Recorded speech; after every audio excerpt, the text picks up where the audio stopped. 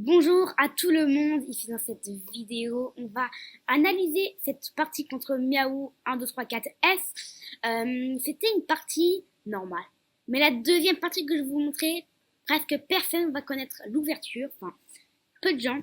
D'ailleurs, vous me direz en commentaire, mais c'est dans la prochaine partie ici. Il a commencé par E4, j'ai continué par E5, cavalier F3 et cavalier 6 a été joué. Pour l'instant, normal. Et ici, il me joue D4. Ok, D4. Je me suis dit...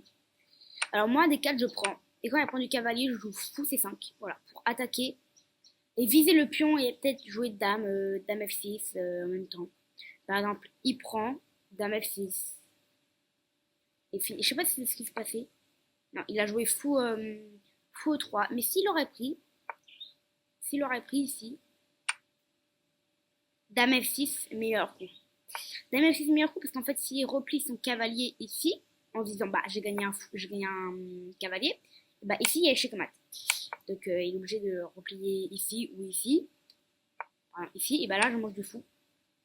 Attaquer une fois, protéger une fois. Donc tout va bien et on menace encore la menace du mat du berger. Donc il va être obligé de jouer peut-être fou E3 et sur fou E3 je crois que c'est ouais on prend le fou et quand il reprend on reprend. On va prendre de là. Et ici, on a les deux pions doublés de chaque côté. Nous, on a une dame sortie, contrairement à eux.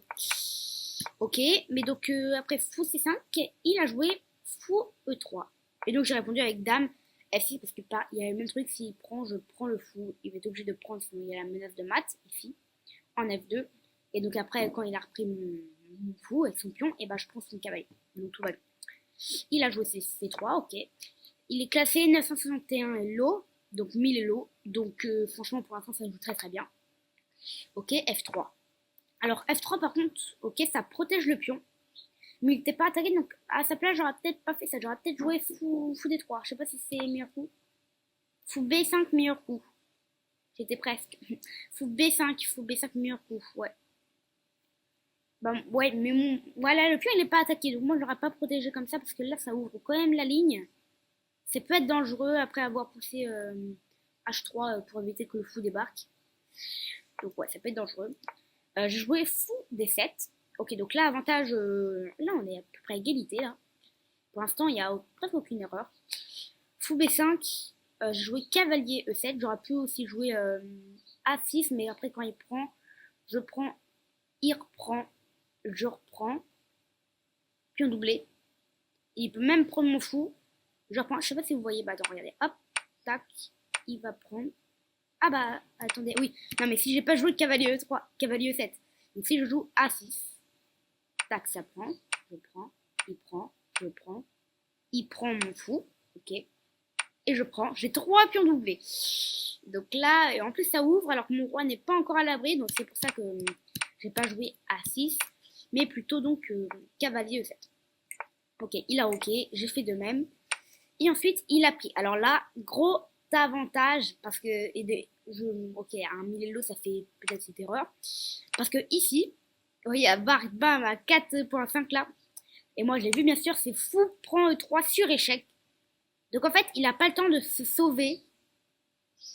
Et disant, bah voilà, il a changé, lui, il a mangé mon fou, et moi, j'ai mangé son cavalier. Sauf que là, il y a échec. Donc il va être obligé de bouger son roi. Et donc c'est ce qu'il a fait. Il a bougé son roi. Et là, j'ai pu manger son cavalier. Il m'a mangé. Ah non, il m'a même pas mangé. Je crois qu'il allait échanger.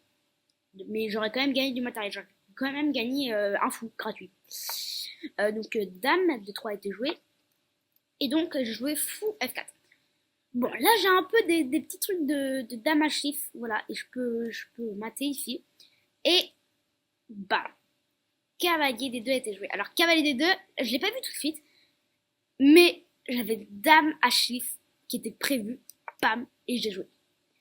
Donc là, vous dites, ah cool, t'as gagné par abandon. Non, non, j'ai pas gagné par abandon. Bon, là, il aura pu abandonner, hein, mais bon, c'est bon, hein, c'est que, parce qu'en fait, là, je menace l'échec mat, pour dire. Donc, le seul coup, ça aurait été, je sais pas, G3. G3, le meilleur coup. Mais donc, il perd le cavalier, ici. Donc là, c'est boum. Là, j'ai un fou et un cavalier en plus. Donc ici, il n'a pas abandonné. En fait, il a eu une mauvaise connexion. A priori, il m'a dit, j'avais un bug, donc ça a fait commencer. Donc ça a fait par désistement, par, euh, par erreur de connexion. Donc ici, on va dire que je l'ai gagné. Enfin, je l'ai gagné. Après, peut-être que dans le milieu de la partie, il m'aurait rétamé, hein. Je sais pas, parce que j'aurais quand même eu deux cavaliers en plus. Donc ici, hop, désistement, et donc bon bah c'est à marquer, vous avez gagné. Et donc je vous revois pour la deuxième partie où il va se passer, où je vais faire une ouverture étrange. On se revoit donc pour la deuxième partie où il va se passer, où je vais faire une ouverture étrange. Vous allez le comprendre, que très peu de gens le connaissent. Et en fait, il y a quelqu'un qui m'a dit dans les commentaires une fois ça m'est arrivé. Il y a quelqu'un qui m'a dit je te propose, pas je te propose, mais genre, à ta place, je travaillerai l'ouverture Traxler. Alors, Traxler, donc si tu me regardes, celui qui a dit ça, franchement, merci.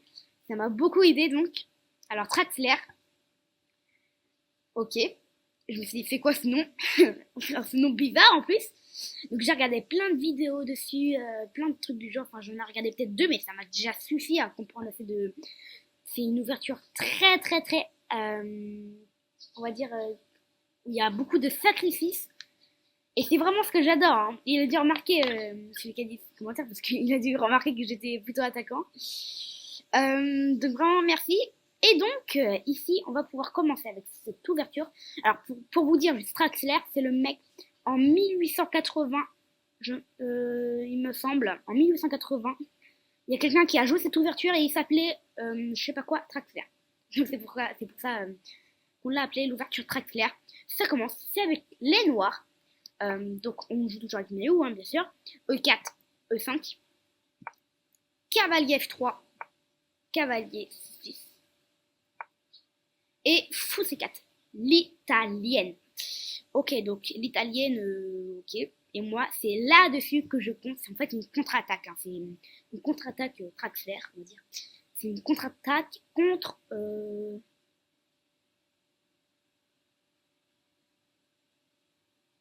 Ouais. C'est une contre-attaque contre l'italienne. Je doutais un peu. Et là, donc, j'ai joué cavalier F6. Voilà. Donc, cavalier F6 développe le cavalier et attaque le pion E4 non défendu. Ok, ce que dit l'ordinateur. Et là, il me joue cavalier F G5. C'est mon ouverture. Enfin, c'est l'ouverture Traxler. Et je joue fou C5. Alors là, je sais pas s'il le voit, l'ordi.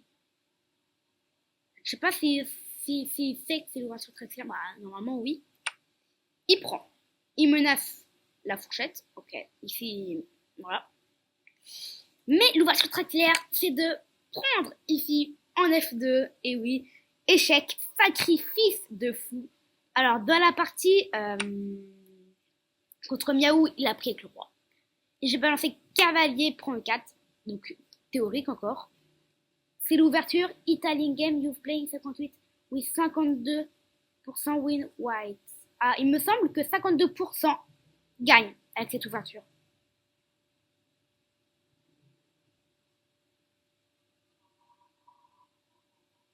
With. Ouais. Il me semble que c'est quand même beaucoup. Et donc là, il me joue roi G1 et c'est pile ma préparation. Et je joue dame H4. Donc je menace de faire échec et mat. Je sais pas, il a dû jouer dame S3 lui. Il a joué dame F3 et donc j'ai joué cavalier D4. Ok. Donc là, cavalier D4 pour moi c'était logique. Je ramène un attaquant. Et j'attaque la dame, quoi. Donc c'est pour moi normal. Après, la dame, elle va où? Elle va ici. Bah, si elle va ici, il y a échec et mat. Donc elle peut pas aller ici. Par contre, si elle va ici, c'est le meilleur coup. Parce que ici, finalement, mon attaque s'estompe un peu. Il me semble.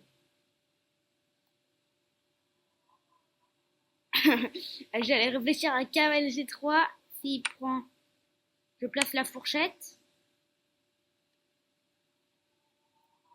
Mais c'est pas ça parce qu'il peut prendre du pion et après je suis mort.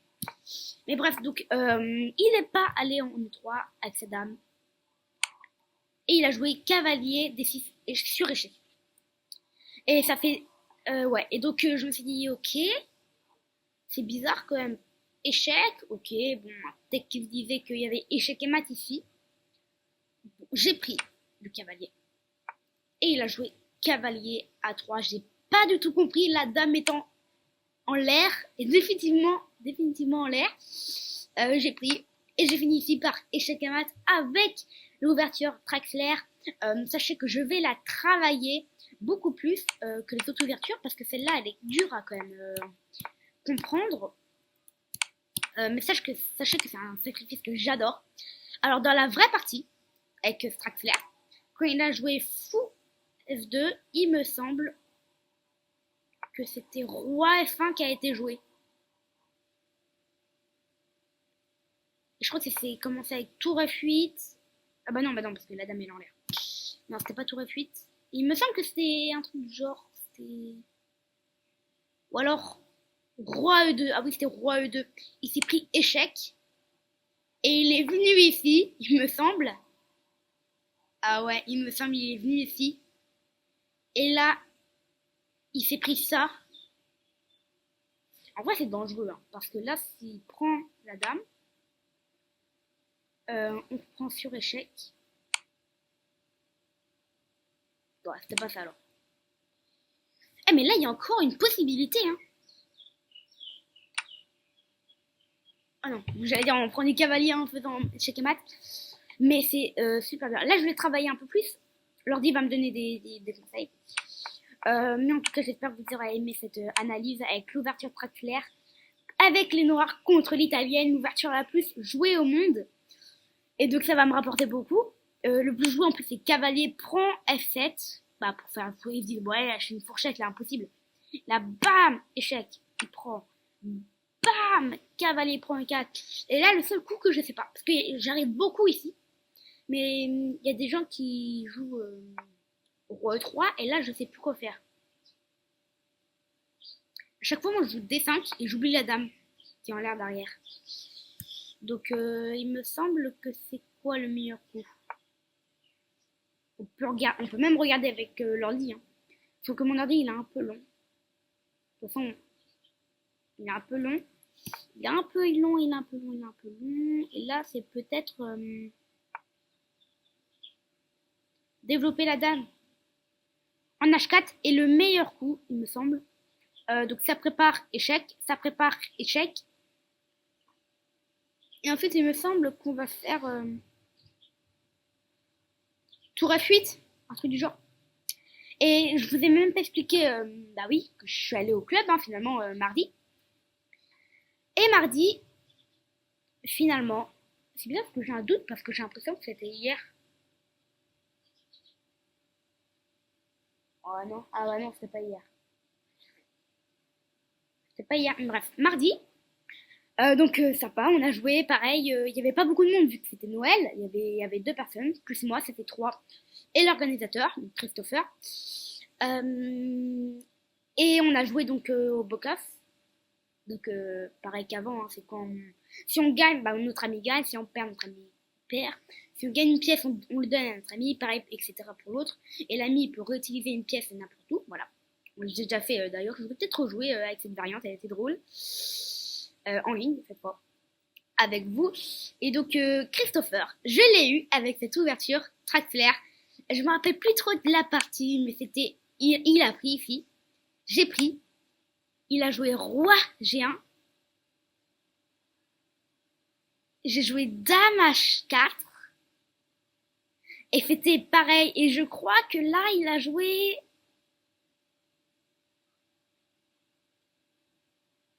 alors il a pas poussé en G3.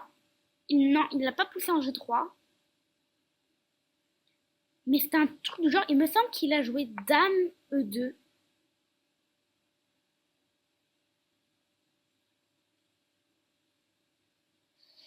Je sais plus, je me rappelle plus ce qu'il a, mais en tout cas il est tombé dans le piège et donc j'ai réussi à gagner grâce à cette ouverture Traxler. c'était un peu plus difficile parce que c'était Backhouse. Et donc, en fait, lui, il récupérait les pièces que son ami lui donnait. Et donc, finalement, il avait plus de pièces. Donc, c'est pas vraiment une ouverture, mais bon. Mais bon. Et G3 est meilleur. G3 est meilleur. Mais sur G3, et ben, il y a cavalier pour G3. Et c'est le meilleur coup cavalier pour G3, il me semble. Meilleur coup, ouais. Et quand elle prend, on reprend. On pouvait même reprendre le fou, mais après, donc c'est plus dans l'ouverture parce qu'après on perd la tour et donc là on perd du matériel. Donc il faut prendre le pion sur échec, oblige le roi à aller en F1. Et ensuite, c'est tour F8 qui arrive, cloue le cavalier. Et la plupart des gens jouent dame H5. Dame H5, quelle est l'idée en fait? Protéger encore plus le cavalier, mais c'est une erreur. Et si on fait G6, bien sûr, il mange là, donc il protège toujours le cavalier. Mais c'est une erreur. Pourquoi? Parce que quand nous on va jouer D5 ici, dans cette position, et s'il récupère, qui est logique, s'il récupère du fou, parce que s'il ne récupère pas et qu'ils vont en B3, et ben on prend le cavalier, et là c'est là c'est échec et mat. Enfin, c'est pas échec et mat, le roi va ici, échec, et on récupère la dame derrière, donc vraiment là c'est large noir. Donc ils sont obligés de manger, on va dire. Donc vraiment, on joue cavalier B4, attaque le fou, et en même temps on prépare ici de récupérer la tour. Donc logique, ce serait de revenir en B3 pour défendre le pion. Et là, bam, un autre sacrifice avec cavalier prend C2. Le fou récupère, et là on récupère ici. Et je crois que là le meilleur coup c'est fou G4. Alors fou G4, l'idée, bah en fait la dame elle a plus de cave. Elle a plus de cave. Alors si elle vient, alors on va vérifier toutes ces caves. Alors si elle vient ici, on prend échec et mat. Non, pas échec et mat, mais la dame arrive. Échec. On est totalement gagnant ici. On peut même faire des échecs. Et manger le fou derrière. Bon, après, on se prend tour à chute. Hein, mais bon. On est large gagnant. Alors même, on peut même reprendre. On peut même ici, mais on peut faire tellement de choses en fait. On peut faire échec.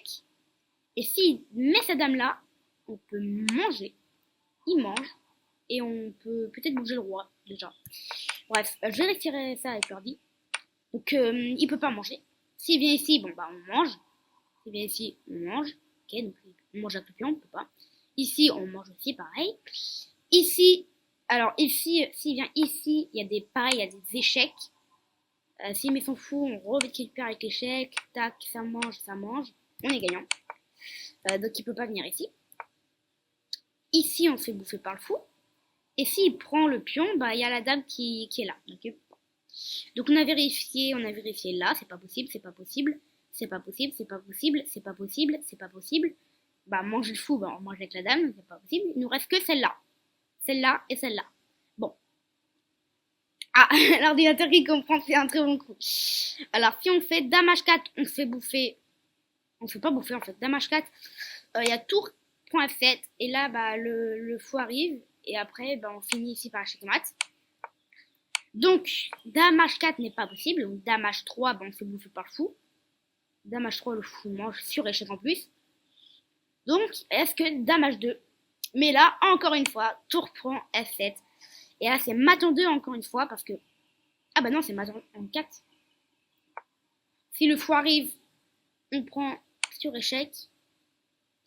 Et la dame arrive, ok, et c'est bon. Et on finit par échec et mat ici. Avec l'ouverture accélère, franchement, je vous la conseille, mais pas avant d'avoir un peu compris en fait. Parce que si en fait, elle est super dangereuse. Moi, je l'utilise pas pour mes matchs. Mais dès que je l'aurai bien apprise et je serai sûre de mes coups là, j'utiliserai, ouais. Avec grand plaisir même. Mais donc, peut-être que je tuerai des 2000 élos. Et donc, je vous dis à demain pour une prochaine vidéo. Ciao, ciao!